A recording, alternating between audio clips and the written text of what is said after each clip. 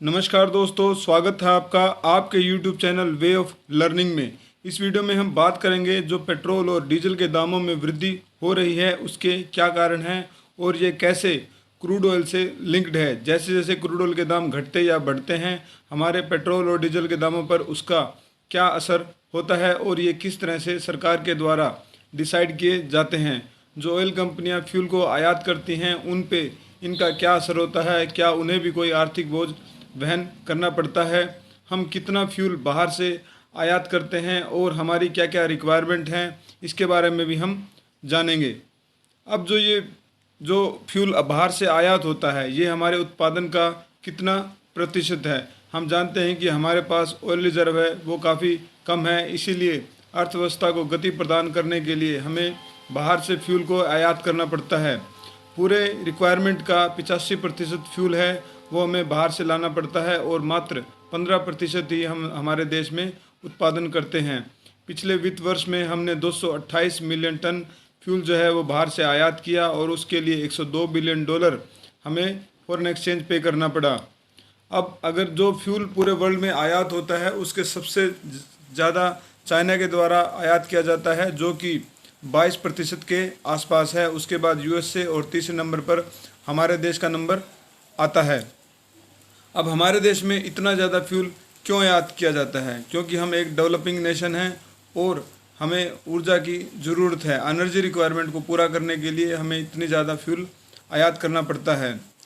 सबसे ज़्यादा जो फ्यूल है वो हम इराक से आयात करते हैं, उसके बाद UAE, Nigeria, Venezuela, Kuwait, USA, Mexico, Iran और कतर से फ्यूल आयात होता है। लेकिन पिछले कुछ वर्षों में हमने देखा है कि ईरान, वेनेजुएला जैसे कंट्री से हमने फ्यूल आयात करना कम कर दिया है। उसके अपने अलग कारण हैं, क्योंकि यूएसए ने वेनेजुएला और ईरान पर सैंक्शन लगा रखे हैं और दूसरे देशों को मना किया है कि वो वहाँ से फ्यूल आयात ना करते हैं।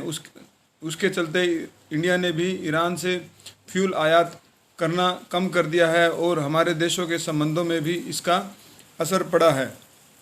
अब जो प्राइस हैं फ्यूल के वो किस तरह से डिसाइड होते हैं? इंडिया में ये कैसे डिसीजन लिया जाता है कि पेट्रोल और डीजल के दाम घटेंगे या बढ़ेंगे? वैसे तो जो पेट्रोल और डीजल के दाम हैं वो क्रूड ऑयल से लिंक्ड है। जैसे क्रूड ऑयल के दाम बढ़ेंगे और या घटेंगे तो उसके अनुसार पेट्रोल और डीजल के दाम घटते या बढ़ते रहते हैं। बेसिकली जो रिफाइंड ऑयल है वो बीपीसीएल और एचपीसीएल के द्वारा ओएनजीसी एंड ऑयल कंपनी जो ओएमसी हैं उनसे परचेज किया जाता है।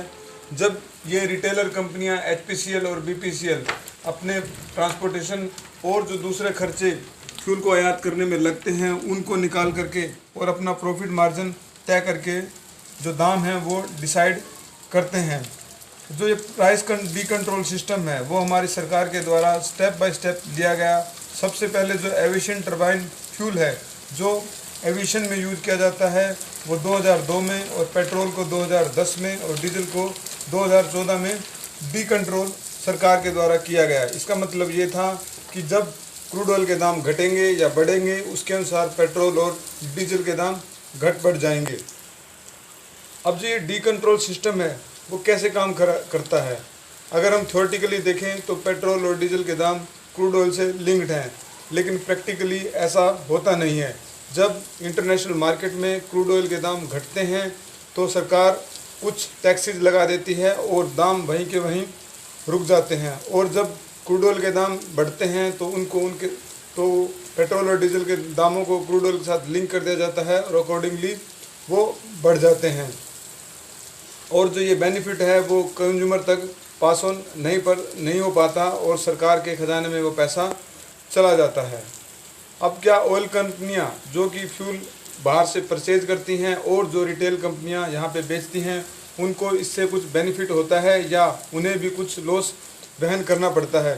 बेसिकली क्या होता है, जो इंडियन ऑयल कंपनी है वो लगभग 30 से 50 दिन की जो इन्वेंट्री है वो अपने पास रखती हैं, ताकि अगर भविष्य में किसी वजह से फ्यूल आयात नहीं कर पाए तो हमारे देश की रिक्वायरमेंट को वो पूरा कर सकें। लेकिन जब क्रूड ऑयल के दाम घट जाते हैं, और जैसा कि हमने अभी देखा कि जो क्रूड ऑयल के दाम है वो $20 पर बैरल तक भी पहुंच गए थे, तो उससे जो ऑयल कंपनियां हैं उनको नुकसान होता है, क्योंकि जो क्रूड ऑयल है वो पेट्रोल और डीजल के साथ लिंक्ड हैं और उसका बेनिफिट कंज्यूमर को देना पड़ता है। पहले क्वार्टर में हमने देखा कि 25,000 करोड़ का जो नुकसान है वो ऑयल कंपनियों को हुआ, क्योंकि जो क्रूड ऑयल के दाम हैं विदेशों में घट गए थे। अब जो इंडिया है उसने जो स्टॉक कैपेसिटी है उस पर भी ज़्यादा इन्वेस्टमेंट नहीं किया। अगर पिछले सालों में अगर स्टॉक पर इन्वेस्टमेंट किया जाता तो यूएसए और चाइना की तरह वो भी अपने ऑयल रिजर्व हैं उनको भर लेते और भविष्य में उनके लिए काम आता। और इससे भविष्य में सबक लेने की आवश्यकता है कि हमें जो इन्वेस्टमेंट है वो स्टॉक पर भी करना चाहिए, ताकि अगर तेल के दाम में कुछ कमी आती है तो उसका फ़ायदा हमारे देश को मिल सके और हमारे जो स्टॉक हैं वो भविष्य में काम आ सके। अब जो ये टैक्सेस हैं वो कैसे इम्पोज किए जाते हैं। मई 5 को हमारी सरकार ने डीजल पर 13 रुपये और पेट्रोल पर 10 रुपये लीटर की एक्स्ट्रा लीवी लगा दी, जिससे कि जो दाम है वो घट नहीं पाए और 82 दिन तक दाम वहीं के वहीं खड़े रहे। अब इंडिया एक ऐसा देश बन गया है जिसने कि सबसे ज़्यादा जो फ्यूल प्राइसेस हैं उस पर टैक्स लगा रखा है। कोविड-19 से पहले जो बेस्ड पेट्रोल प्राइस था उस पर लगभग 107% का टैक्स लगा हुआ था, लेकिन जब सरकार ने जो 13 रुपये लीटर डीजल और पेट्रोल पर जो टैक्सेस लगाए उसकी वजह से जो बेस्ड प्राइस पर जो टैक्सेस हैं वो लगभग 275% तक हो चुका है, क्योंकि क्रूड ऑयल के दामों में भी कमी आई और सरकार ने भी टैक्स लगा दिए। उसके चलते जो टैक्सेस हैं वो काफ़ी ज़्यादा बढ़ चुके हैं। अगर हम दूसरे कंट्री की बात करें जैसे जर्मनी और इटली में जो टैक्स लगाया जाता है वो 62% है, यूके में 61, जापान में 45 और यूएसए में 20% के आसपास टैक्स लगाया जाता है। अगर इस मायने में हम देखें तो इंडिया एक ऐसा कंट्री बन गया है जहां सबसे ज़्यादा फ्यूल पर टैक्स लगाया जाता है। अब जो कंज्यूमर है उसको इसका बेनिफिट क्यों नहीं मिल पाता। अब जो फ्यूल के प्राइसेस हैं वो लगभग फरवरी माह में $55 पर बैरल से $20 पर बैरल तक गिर गए। इसके कुछ कारण और भी थे, जैसे कि जो सऊदी अरेबिया और ईरान में एक डिसएग्रीमेंट हो गया जो कि प्रोडक्शन को लेके था। सऊदी अरेबिया चाहता था कि जो प्रोडक्शन है उसको घटाया जाए, क्योंकि इंटरनेशनल मार्केट में जो क्रूड ऑयल के दाम घट रहे थे, लेकिन रशिया इस बात को नहीं माना, जिसकी वजह से जो क्रूड ऑयल के दाम हैं वो काफ़ी नीचे चले गए। लेकिन उसके बाद कोविड-19 पैंडमिक की वजह से भी इंटरनेशनल मार्केट में जो क्रूड ऑयल की डिमांड है वो काफ़ी घट गई।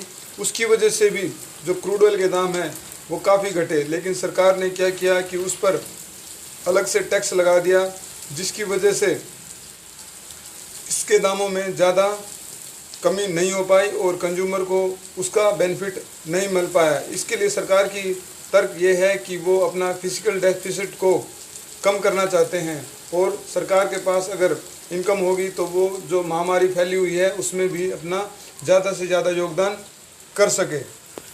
अब जब हम इस तरह की समस्या से जूझ रहे हैं, हम जानते हैं कि हमारा जो कंट्री है वो ऊर्जा संकट से जूझ रहा है और भविष्य में भी हमें ऊर्जा की आवश्यकता है, क्योंकि हम एक डेवलपिंग कंट्री हैं और ऊर्जा रिक्वायरमेंट बहुत ही एसेंशियल है।